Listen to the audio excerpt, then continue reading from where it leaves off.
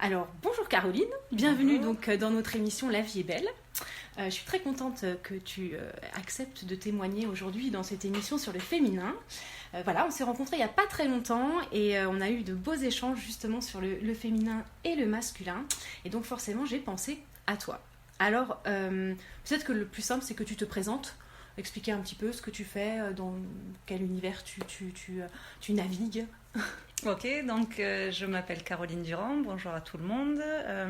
Donc je navigue dans le féminin, c'est-à-dire que j'accompagne les femmes à se reconnecter à leur féminin. Donc soit suite à des blessures qu'elles ont vécues, soit suite à des manques de reconnexion, c'est-à-dire qu'elles ont du mal à assumer leur féminité, à se retrouver dans la féminité et à comprendre en fait aujourd'hui quel est le rôle de la femme et quel est le rôle de l'homme. Donc qu'est-ce qu'elles attendent de l'homme et qu'est-ce qu'elles attendent d'elles-mêmes, comment se positionner en fait face à ça par rapport à leurs enfants, par rapport à la société, par rapport à leur famille. Donc voilà, c'est un accompagnement qui est très varié et très enrichissant. Super, super. Alors on est vraiment dans le sujet, c'est exactement ça. Et tu es aussi professeur de yoga. Oui. Donc c'est un peu différent, mais quand même c'est une reconnexion aussi au corps. Oui, complètement. Voilà. Donc c'est chouette. Oui, professeur de yoga, je fais des massages énergétiques, donc pareil pour reconnecter les femmes à leur féminin. Des soins qui s'appellent les soins d'Isis. En fait, on travaille avec l'énergie dorée de la déesse Isis pour reconnecter les femmes à leur féminin profond. Tout le féminin non exprimé pour qu'elles l'expriment et qu'elles l'assument en fait. D'accord, alors je pense que là tu as dit des mots que la plupart des gens ne connaissent pas. C'est ça, tu parles d'ancrer le féminin, c'est ça, c'est vraiment ça. C'est comme si un peu les femmes s'étaient perdues dans le monde et qu'elles avaient besoin de peut-être se reconnecter à une essence. Ça serait un peu ça. Voilà. En fait, ce que j'ai constaté, pour moi à la base, puisqu'on travaille toujours sur soi avant de travailler sur les autres, et pour les autres quand je l'ai ouvert, c'est que beaucoup de femmes en fait ne s'aimaient pas. Donc c'est toujours pareil, c'est-à-dire que si on ne s'aime pas en tant que femme, on ne peut pas ni aimer les autres femmes, ni aimer les hommes, ni aimer les enfants. Ni aimer personne, voilà. C'est ça. Oui. Donc j'ai essayé de trouver des moyens de m'aimer moi, en tant que femme, en tant qu'humaine, en tant que participante à une société qui était autour de moi, avec un passé et un avenir. Et par les clés que j'ai trouvées pour moi, en fait, j'ai essayé de les proposer à d'autres femmes et de leur expliquer que plus elles allaient s'aimer elles-mêmes, plus elles allaient accepter les autres femmes comme des sœurs et non plus comme des concurrentes. Super. Plus elles trouveraient leur place et elles laisseraient à l'homme la place qu'il doit avoir, c'est-à-dire qu'on est tous faits pour fonctionner ensemble. C'est ça. C'est une unité et pas un combat et une lutte les uns contre les autres. C'est très juste. Et quand on t'entend parler, on a l'impression que là tu pars dans le sacré, mais presque dans le religieux. Il y a quelque chose de l'ordre du spirituel. Oui, parce que, alors, même effectivement, s'il n'y a aucune connotation, il n'y a aucun dogme, on va dire, en fait, c'est toujours l'amour universel. C'est-à-dire aimer les autres et s'aimer soi-même sans condition, sans jugement, avec bienveillance. Donc, c'est très spirituel dans le sens où on se relie à la source, c'est-à-dire vraiment l'amour universel qu'on peut retrouver dans la nature, qu'on peut retrouver chez les animaux.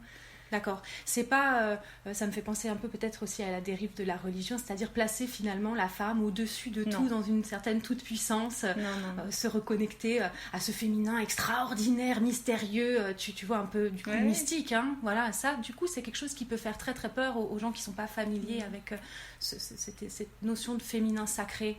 Non, il n'y a pas d'ego ni d'orgueil en fait, c'est-à-dire que tout le monde est au même niveau.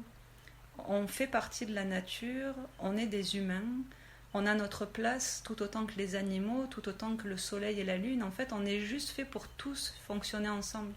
Et la clé, en fait, c'est de trouver comment fonctionner ensemble dans la paix et l'amour. C'est juste ça. Voilà. Le but d'être bien ensemble, quoi. Voilà. Bien chercher avec soi l'harmonie. Et bien avec les autres, c'est ça. Ouais, c'est ça. Et donc, comme tu le dis, déjà commencer par soi et ça, on est bien d'accord, c'est clair. On parle aussi beaucoup, peut-être que tu es plus familière avec ce domaine-là. Dans ce domaine-là, on parle des femmes sorcières. Oui. Aujourd'hui, un peu au retour à cette femme sorcière. Alors, qu'est-ce qu'on entend par sorcière ? Parce que ça fait peur. Là, pareil, on est dans quelque chose de mystérieux. C'est quoi la femme sorcière, en fait ? Alors, pour toi, je vais essayer de faire simple et de résumer. Les femmes, on est cycliques. C'est-à-dire qu'on a un cycle menstruel qui est tous les 28 jours en moyenne. Et on est calé sur le cycle lunaire qui dure aussi tous les 28 jours. C'est-à-dire qu'en fait, une femme et plusieurs femmes en une seule.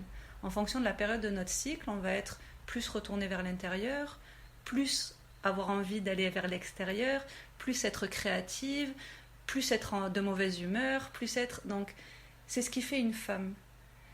Un des archétypes de la femme, puisqu'on appelle ça des archétypes, il y en a plusieurs, est l'archétype de la sorcière. Donc la sorcière, en fait, c'est celle qui, au niveau de nos ancêtres, en fait, dans l'ancien temps, par ses menstruations, était reliée au divin. Donc elle avait le pouvoir divinatoire. Donc la sorcière était complémentaire à l'homme, dans le sens où quand l'homme se demandait quand est-ce qu'il fallait travailler la terre, quand est-ce qu'il fallait attaquer notre village, il rejoignait sa femme et lui demandait, au moment de ses menstruations, qu'elle se relie au divin pour savoir si c'était le bon moment. D'accord. Donc en fait, c'était quelque chose qui était très valorisé pour l'un et pour l'autre, c'est-à-dire qu'ils travaillaient de concert, c'était une union des deux qui faisait que c'était bon. Donc la sorcière, c'était une partie de la femme. D'accord. Donc c'est pas celle qui mange les petits-enfants. c'est ça. Voilà, qu'on reste vraiment là-dessus aujourd'hui. Et je crois qu'il y a un retour aujourd'hui, je crois qu'il y a un désir de casser avec tous les schémas qu'on connaît là, de la femme. J'ai beaucoup de femmes en fait, qui viennent à moi en me disant « je comprends pas, quand il y a la pleine lune, j'ai envie d'aller me baigner nue dans la rivière ou d'aller... Est-ce que je suis normale en fait ?» ça. Et c'est vraiment ça, c'est juste nos instincts en fait. Primaires, on est des femmes sauvages, c'est-à-dire que ça fait partie de nos archétypes. C'est ça. On est plusieurs facettes en une seule et c'est juste prendre conscience des moments où on est telle femme et des moments où on est telle femme. Donc, plus que le féminin sacré, ça serait du féminin brut. Oui, c'est ce qu'on est en fait. Voilà, comme une pierre précieuse, brute. Oui. Puis sans besoin de le mentaliser, juste dans le besoin de le ressentir et de le vivre. C'est ça, et de l'accueillir. Ok. J'ai vu aussi en allant consulter ton site que tu parles de fées. Toi, tu es une fée? Oui, comme toutes les femmes. Je trouve ça mignon, je trouve ça joli. On est toutes des sorcières et des fées. Ouais. On est toutes des femmes merveilleuses, comme tous les hommes sont des hommes merveilleux. C'est-à-dire qu'on a un joyau brut en nous qui demande qu'à s'exprimer, c'est l'amour. C'est ça. En fait. Donc on peut avoir toutes les casquettes, voilà. C'est ça. On a tous plein de pouvoirs, on a tous plein de choses qu'on peut développer.